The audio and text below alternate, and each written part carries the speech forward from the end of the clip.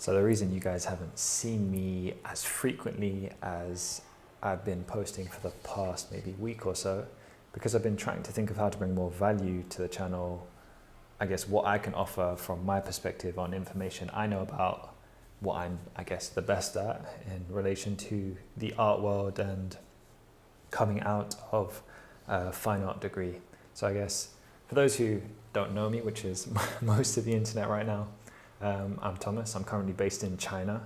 I'm an artist and I've come over here to teach as well. I graduated in 2018 and I just wanted to make this video as a means of advice for students who are thinking of going into the creative industry and questions that they might want to ask or things that they might want to look into before choosing or not choosing to do a degree in fine art. I'm particularly tailored towards painting because I did a BA in painting, but it's basically the same as it's equivalent to a degree in fine art. The only difference is I had a few lectures that were tailored more towards painting, and the tutors, generally speaking, were more tailored towards painting students. But nevertheless, it's still structured the same. If I wanted to do sculpture, I could have done sculpture for my studio work. So it's all the same. So I'll start from asking yourself the basic question of why, if you're thinking of doing an art degree, why do you want to do it in the first place? If you're coming out of school and you've done art because you thought it was easy, maybe you have a stronger kind of inclination towards a practical kind of degree, or you are more of an individual who tailors towards maybe hands-on work or something like that. By all means, that's good. Fine art is more of a practical degree.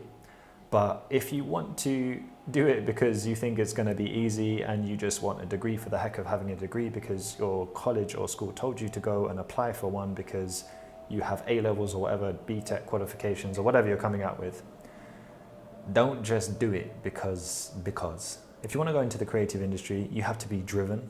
You have to be someone who can be independent. I mean, majority of your degree is going to be based on individual studio work. You're going to be left on your own very much throughout your degree. So if you don't know how to work independently, I would argue you need to take a step back before going into the degree and understand how to work independently, understand how to keep your creativity up, basically. How to be creative when you're low, how to be creative when you're high, because sitting in the studio and waiting for the light to shine down from the heavens and give you an amazing idea for your next painting is just not how this whole process works. It's not how they mark your work. It's not how you're going to get the degree. And it's not how life works either. Because to go into the creative industry, a lot of companies, whether you want to work for yourself or other companies, you're going to need a portfolio. You're going to need a bulk of work, a set of quality work that you've worked on for certain contexts, because at the end of the day, even if you're selling your own work, you need to have a context that you understand, and you're trying to sell your ideas to other people. If you're selling a painting, you are selling an idea to someone else. It's still business at the end of the day. Your painting is your product, you're advertising your product to people, and you're selling your product. So whether it be a commission for a portrait or it's an abstract landscape, you still have a context and ideas and a process behind your work that you need to learn how to sell. I mean, obviously the ideal place that everyone wants to be in is to have their own studio or have their own creative outlet, and they sell their ideas to companies or individuals. And remember as well that in the UK, which is where I did my degree at the University of the Arts London, you're paying £9,000 a year, which is for over 3 years, a £27,000 investment. Now, bear in mind, many companies in the creative industry are far more relaxed now when it comes to qualifications. Maybe one of the reasons you're swaying towards doing a fine art degree or something within the creative industry is maybe because you're less academic, so not drawn towards the sciences or mathematics, for example. And as I said, you're more inclined to that more practical, hands-on approach. But this is where I know most people will not have the answer to. But if you have an idea of what you want to go into, first of all, research if it even requires a degree, because you can learn Adobe Premiere Pro, you can learn After Effects, you can learn painting, you can learn acrylic. I mean, I did a BA in painting, and it's a bit strange to say this, but If you do a BA in painting, they will not teach you how to paint. There is, I mean, I'm not saying that the resources aren't there for you to ask questions and that you won't learn off students and that you can't ask questions to tutors who are painters, but there are no formal lessons, like there's no Monday morning oil painting session where you learn oil painting techniques. I mean, we had an amazing technician at my college who did about a 4 or 5 hour session on a lot of the technical aspects behind painting, and we could book sessions with him in regards to painting techniques and methods, but it's not formally taught as part of the course. So I know that, I mean, mine being more college, more tailored towards painting, I have more options than other universities might have had in regards to painting. So ask yourself at first, do you want to pay £27,000 to work hard towards something you're actually going to get something out of? Or are you going to pay £27,000 to lie in bed until 11 o'clock every morning and not make use of your time? Ask yourself, why are you going into it, first of all? Because bear in mind, student finance is available for a 21-year-old, a 22-year-old. Like, it's fine for you to do, like, you can work part-time for 3 years, put your ego aside, live with your mum, like, and I mean, obviously if your situation is, obviously if your mum's not gonna kick you out, but like, you can save up money. You can easily save up £27,000 in 3 years, decide what you're actually gonna do with your life. If you need the degree, pay in cash. You come out as a debt-free student. So to summarize, first of all, look, if you have an idea of what you want to do, say for example, I want to do film for a company and manage their social media and edit films for them to promote whatever product or service that they're offering. Look in, like, talk to people. You can go to contact, you can go to email and say, do I need a degree to work for you? If they say that the baseline requirement is to have blah, blah, blah, maths and English GCSE, blah, blah, blah, blah, and a degree, then okay, go and do a degree. It's worth it in the end if you have to climb that ladder there and the degree is the baseline. And then also ask them, look, if I don't have a degree, but my portfolio is amazing, ask them, will you consider me? And some of these companies will say yes. They're more interested in what you can do rather than whether you manage to get a 2-1 or a first in a degree where you put in half effort just because by all means you had maybe an advantage on the practical side and you understood how to get the marks, but if your work isn't up to professional standards, then no one's going to care about you. So why do a fine art degree? I mean, first of all, think about the location of where you're going to. If you have certain interests in your practice, so for example, I was very interested in the landscape, but I didn't go in the middle of nowhere to a landscape because I was interested in London because I thought this is the heart of art. There's galleries everywhere that I can visit, there's exposure, there's ideas, there's a lot of energy when it comes to the art world. I mean, by all means, we live in the age of the internet, so we have information everywhere. You don't have to be in London to do art, and if a more quiet place in the middle of nowhere suits you, then by all means, think about where you want to go. Also remember that whatever you're thinking about in college, your ideas are going to evolve. This is the nature of, I guess, being a creative person, that your ideas don't stay the same. So I used to be a predominantly landscape painter. Now I work with a few different themes. I'm tailored to more of an abstract style, which is what I was completely not interested in when I was in college. So over the 3 years, your ideas are going to evolve. So you need to weigh up the fact that if you're going to a place with a nice, pretty landscape, because of the fact that you're interested in landscapes, in 2 years you might not be interested in landscapes. So I'd say write down all the factors that I'm talking about and then weigh up what is most important to you right now and try and think of the practical aspects of where you're going to be at the end of that 3 years and where is it going to get you after you finish your degree. So I just want to emphasize on independence again. You will have a lot of independent, basically free time, studio time, once your degree is up and running. Particularly with my degree, a lot of the time is spent in the studio working, like you're on your own. You have your own information to deal with, you have your own ideas to deal with. They let you get on with it. There's no one sitting next to you saying, yeah, you need to write this much, you need to create a research book for this, and you need to do that. There will be lectures with general guidelines, but You decide on how your practice works, and you will be responsible for your own work. So if you're not someone who can be responsible right now and can't work in an independent manner at all and needs that structure of a very intense timetable where you know exactly what you're going to do next, then I would argue take a step back. And one of the things I'm going to talk about in another video is the importance of doing a foundation before you do a fine art degree or go into a creative degree, because I do think it's very important to do a good foundation. But that's something else I will address in another video. So feel free to subscribe if you're interested in hearing about that. The next best step, I would argue, is get in touch with students, the students of the university that you're applying to. Now, we live in the world of the internet. This is really not hard. You can either go and stand outside the campus and wait for a few to come out for lunch. I mean, I'm probably too awkward to do that, but by all means, some of you will be fine with doing that. You'll understand obviously which students are coming out and just be like, yo, can I just ask you a few questions about blah, blah, blah, blah. I'm applying here.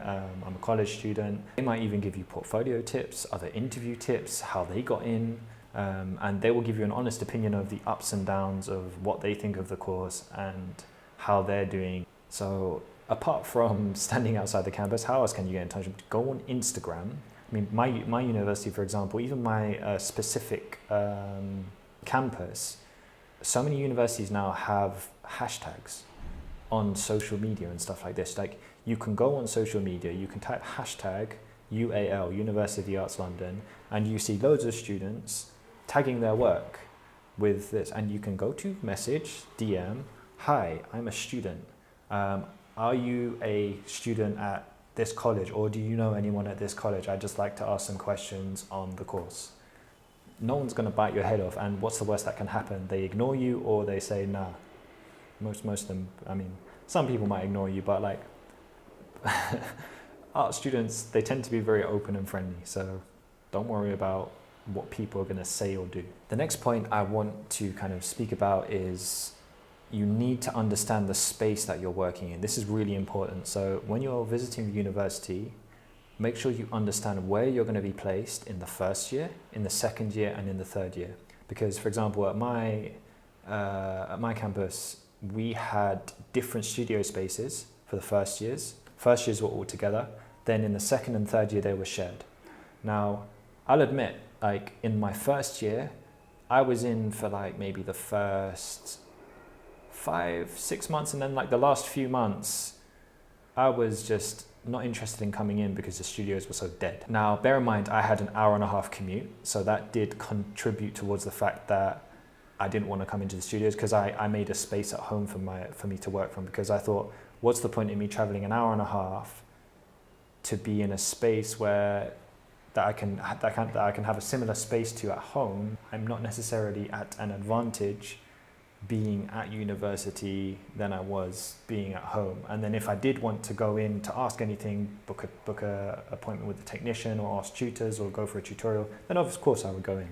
But in terms of a studio atmosphere, ask the students, what is it like first year? What is it like second year? What is it like third year? Because the studio atmosphere greatly improved for second and third year for me. I had a lot more enjoyment during my second year and my third year in terms of the practical side of studio work. So for those asking, I feel like I love people asking, what do you actually do as a painting student, as a fine art student? Like, what do you do with your time?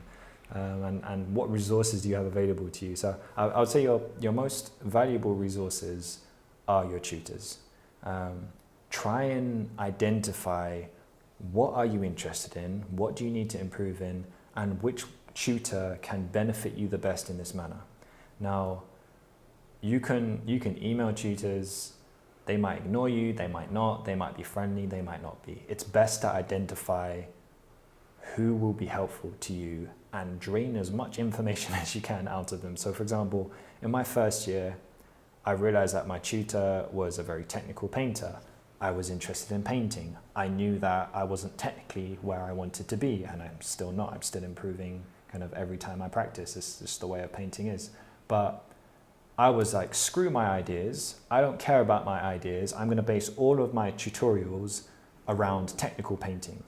I want my tutor to give me all the practical advice on painting basically as much as possible. because I can see that he can paint. So I want to have that information as well. So I got lots of good advice in that first year from my first year tutor, because I identified, okay, I want to improve my painting on a practical side. I don't want to sit there and talk about ideas that are going to change in the next 2 months and then it's going to be pointless. Do you see what I'm trying to say? And this is kind of where I flag up again this, I guess, importance of having a foundation of understanding of how you work and how you're going to work going into university. Because I was lucky enough to do a very traditional based foundation course where standing under a bridge and drawing, I don't know, complicated skylines or landscapes and whatnots for like 7 or 8 hours straight, I understand what that teaches you. It taught me a process that I continued in uni and made my university life a lot easier than if I hadn't done my foundation. Because I would argue I learned so much in my foundation is probably equivalent to the amount kind of I learned in the 3 years of university, which sounds kind of insane, but it kind of, the difference in how much you can learn from a good foundation versus not doing one and then going straight into the degree from college is, the difference is insane. So, summary, identify who the good tutors are. You can even do this before you get to the university. As I said, speaking to the students, you can ask them, who are the good tutors? Like, some colleges, as much as they have nutcase students, there are some tutors who are complete nutcases. And this can be in a positive sense and it can be in a negative sense. So if you speak to the students and you're aware of this kind of stuff, you can have alarm bells going in. So if you're matched up with a certain tutor in first year and you're like, okay, I've heard crazy stuff about this person, you can either maybe just, I don't know, see how it goes, or you can talk to people, you can go to the course leader and say, I want to change my tutor. And if you don't ask, you don't get. Sometimes they will not make an effort for you and won't change anything. Sometimes asking will make changes, and these changes can be a huge difference to your experience of university and how well you do in your degree and what you learn. Now let's talk about lectures. If anyone turns up to them, that is. Attendance always varies when it comes to lectures. I found the most interesting lectures in my university were the ones that were, number one, tailored towards painting, because I was interested in painting. So my uni had a series of set lectures for painting. We also had visiting artists. This was a very interesting series of lectures where you had artists come in and explain their practice, how they got there, show us work. That's always very kind of insightful, and you learn, I guess, how the industry works and how different people get to where they are in the creative industry. Then we also had, I guess, lectures based on just other random topics which might be of interest to some people and might not be of interest to other people. So some of these lectures I found a bit interesting. Some of these lectures I found quite interesting, or very interesting. Others were just completely and utterly useless to me and my practice. Kind of, you know, from the first 5 minutes, but the only reason you stay there is out of respect for the speaker, because, you know, it's good to have good manners and at least respect the one who's put the content together. But at the end of the day, obviously fine art and the creative industry is so broad now, you can't impress everyone. So you will have lectures that are very useful to you, and you will have lectures that are utterly useful to you. So for example, I have a huge recording of a lecture on copyright that was like 2.5 hours long. It was one of the lectures that I felt the most alive in because of how much information I was learning about, obviously, the complexity of, I guess, copyright, which is very important when you're going into the creative industry and producing images and work from, a lot of the time, third-party content. So I guess speaking about the university environment, you have 3 years to potentially not only obviously make some friends, but some of these people that you're meeting, whether it be just on a normal friendly basis or people who become good friends of yours, if you turn up to the college and get to know people, some of these people may go on to do big things. You may decide to open up a studio with a few of these people. You may decide to do some kind of collaboration post-degree. You might, like, one of your friends might become quite big on social media and be kind of a means of ways for you to kind of get into a certain group or a certain community of people, which might lead to a career at a later date. So I guess when it comes to networking or making friends, first of all, you have to think of what do you have to give to other people. This is the first thing you have to think of. What is it about your work or about your practice or about what you do that adds value to whoever you're sharing it with? Because if you're only looking to get whether it be followers, information, jobs out of other people, you've got a double motive there. Like, I think the first thing you need to focus on is how good are you and how can you improve, and how valuable is the work that you're doing to, whether it be a company, a friend who's getting involved with a company, or a friend who has a community, or building something like this yourself. So I mean, throughout university, I will not say that I was a sociable person. I'm quite, I guess you could say I'm quite an introvert. I don't speak to a lot of people. There were quite long periods of university where, as I said, in first year, for example, I didn't show up for the second half of the year, but so did most other people didn't too. I'm not someone who kind of goes out in social situations and socializes like that. I'm not kind of into the whole university kind of social side of things. But the only reason I'm in China right now is because when I was in the studio and I began talking to a Chinese student who was next to me, he's now gone to open this studio complex and art center in China and invited me to come along because of my friendship with him. So me going to uni and being practical in uni, and obviously even just making that small kind of contact between those who were in my studio, because I was familiar with people who were in my studio, I ended up in China. So you don't know how you're going to end up in places or where people are going to lead you. So just work on your craft, work on what you can provide to people in terms of value, and see where it takes you. But at the same time, you've got to look out for opportunity, be smart about things, and knock on as many doors as possible. I mean, I was lucky that being quiet, literally quiet in the first 2 years, I was like, okay, I need to be a bit less quiet in the third year, because what the hell am I going to do after my degree? But then Jishuan, who some of you may see on my channel, he offered me to come to China at the beginning of third year. So I was like, great, now I can still be quiet and just get on with my work and not have to network or knock on any doors, because I know what I'm doing now. And I was fortunate enough to be in that position. But my advice is, yes, start talking to companies, start working for free and offering good stuff to people for free, just so your stuff is out there. Start trying to, I mean, we live in the world of the internet, so try to get out there and get people to see your stuff. I mean, at the end of the day, as I said, if you're someone who's creative, you need to show people what do you have that is different, not necessarily different, but what quality content do you have to provide to whoever you're trying to sell it to, basically. That's the point I'm trying to make. So I guess before I summarize, one of the final points I wanted to speak about is the degree show, because at the end of your degree, you have your degree show. So your final show that you put on, where everyone presents their, I guess, most refined work over the 3 years. You've had kind of 3 years to try and improve and think and really refine your practice into, I guess, a bulk of work that you're essentially trying to sell yourself into the creative industry. And depending on location, where you are, what your university is like, what contacts they have, this can be a good chance for exposure into the, obviously, public atmosphere. And depending on location, this is where, once again, coming back to my first point in location, for example, let's just say you go up north somewhere to an art college up there, it's going to be harder to have an exposure to, let's just say, curators or critics, or people who are, I guess, involved in coming to these shows, because there are just less of them. That's a fact.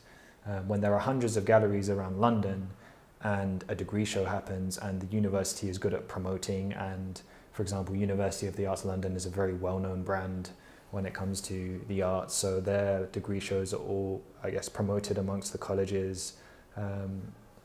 and let's just say St. Martin's, bang in the middle of London, very accessible to the public.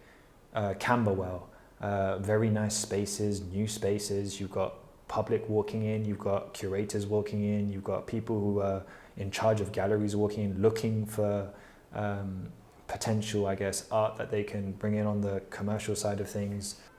So understand that the location of your uni, maybe its name at the end of the day as well, this affects the degree show. And location is a big thing as well. How accessible is the campus of your uni? And who around you is interested in art? Now, by all means, obviously, you can post something online and 100,000 people can see it if you do things in the right way. So it doesn't come down all to the degree show, but it can be the difference of, okay, if you're in the middle of nowhere and you have amazing work and no one sees it, versus being bang in the middle of London and 2 curators walk in and say, we're interested in your work, we want you to paint like 12 of these and let's just see how they sell. We'll do 50-50, something like that. This can happen.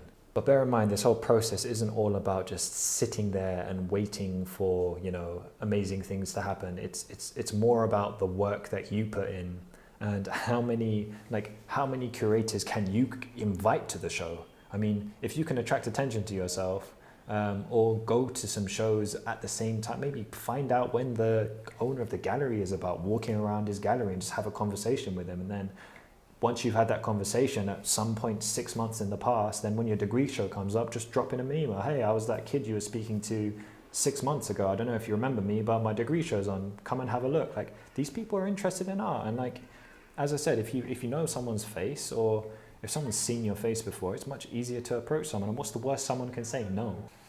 So after this long conversation, I guess it's to summarize. Bear in mind, a lot of these points that I've made are on the basis of my own experience of my own degree. So some of this advice is advice that I wish I had. Some of the advice is things that I didn't necessarily follow because I didn't need to. For example, once I found out I was going to China, I didn't need to go and knock on 1 million doors. I didn't need to go and email 100 people. But these options were still things that I was very much considering doing, and I would have started doing it if I didn't have that opportunity to go to China. So I would actually argue maybe not just in 3rd year, but start practicing this in the 1st and 2nd year. I mean, by all means, you have units which are more tailored towards work experience. So actually, the earlier you start this, the more context you'll have when you come across these units.